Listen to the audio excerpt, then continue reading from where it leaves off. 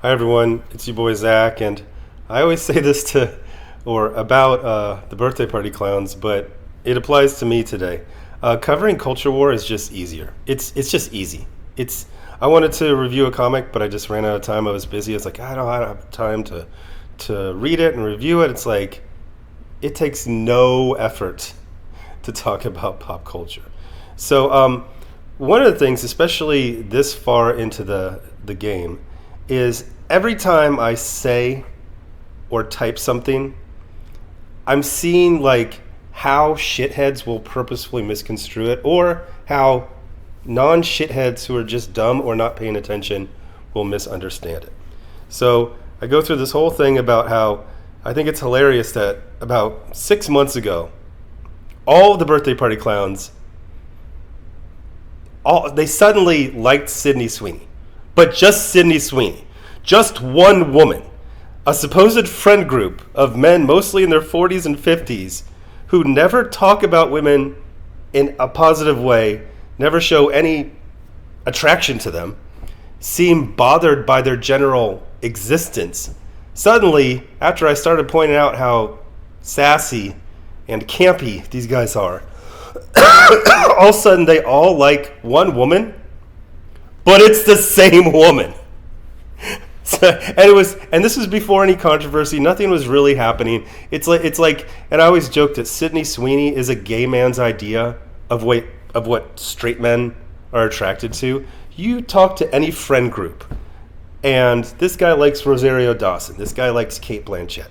This guy likes freaking Maria Callas. And it'll just be like the weirdest one is down here on the border. Sandra Bernhard, the comedian from the 80s and 90s. Maybe because of like Roseanne reruns, you could talk to a guy at an oil change shop down here, and he knows who she is, and he's got a crush on her. Sandra Bernhard, come down here. I know you're probably 65 years old. You will be a queen down here. But any group of straight men, every guy's going to have a different type. They might agree on one woman, some of them. But they won't all just be attracted to one woman, and it's the same woman. It's the weirdest thing. So there's a controversy, except for nobody can find it. So the controversy is those woke libtards are attacking beautiful white women because they hate straightness. And I'm like, first of all, you all are gay. All you guys are closeted. Like, I don't know. If you are the modern day equivalent of Charles Nelson Riley, is that even closeted?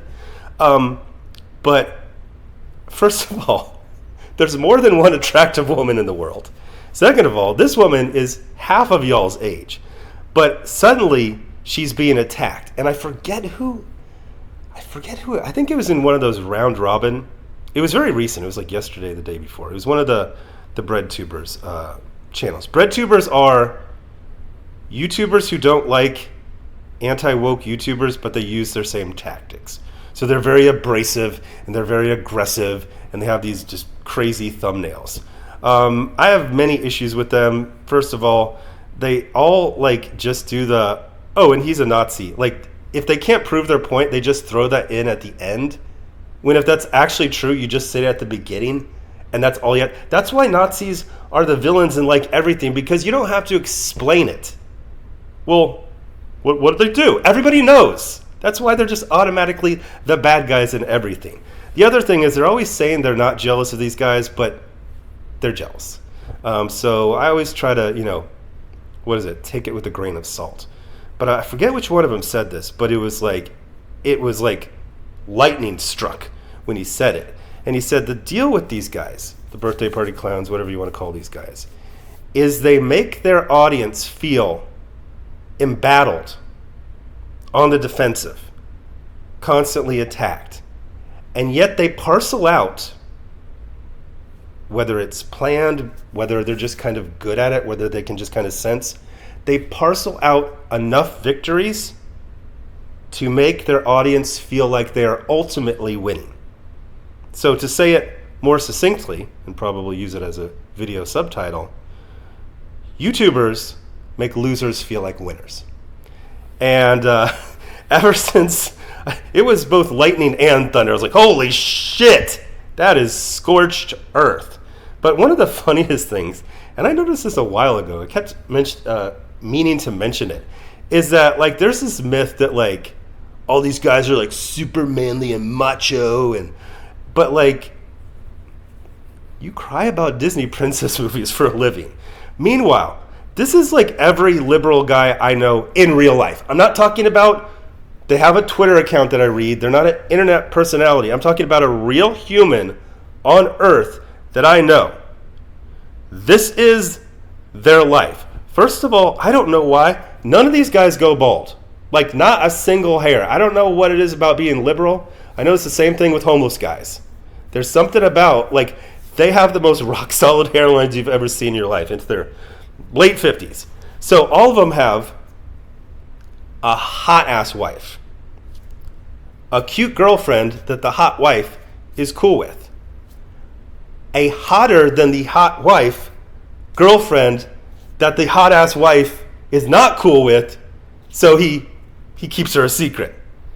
Various situationships at work, in the neighborhood, gym, and then this guy will describe himself as being bisexual.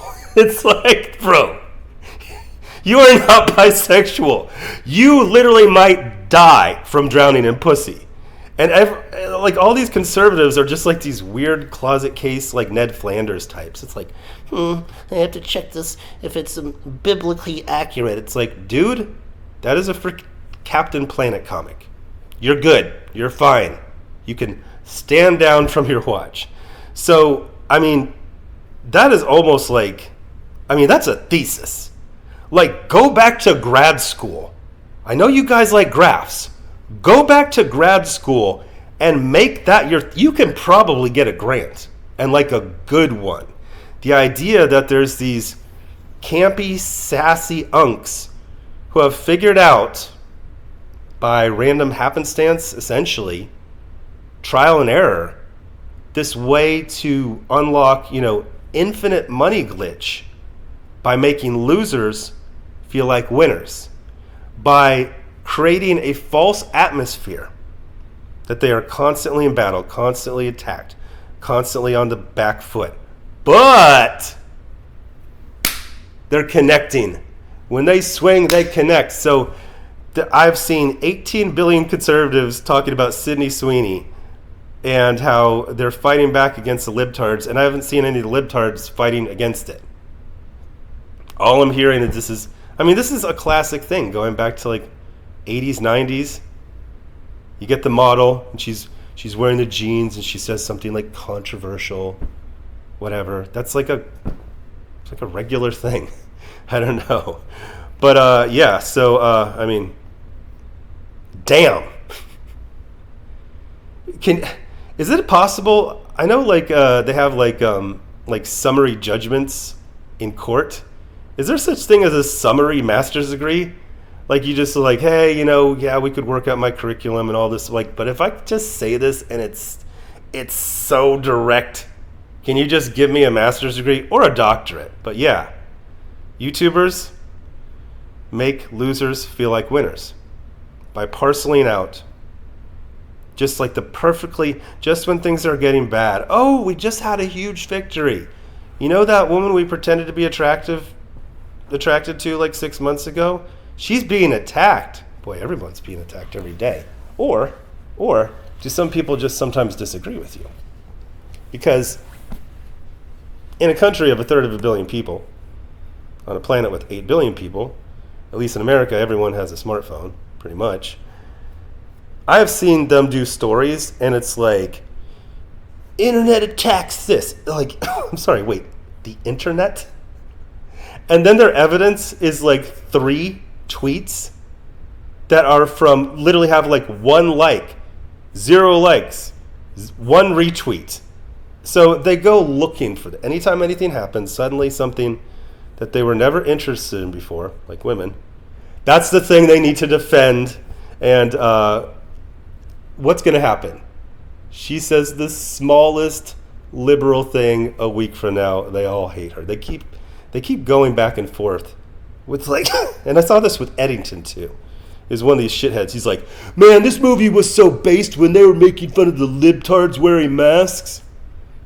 Yeah, they did that. Yeah, they also had the Republican sheriff go crazy and just start murdering people because he got his feelings hurt. Oh shit, that's actually probably fairly accurate. But yeah, so Sydney Sweeney has been marked safe by 50-year-old obese man-baby incels who cry about Disney princess movies for a living. This is masculinity in 2025.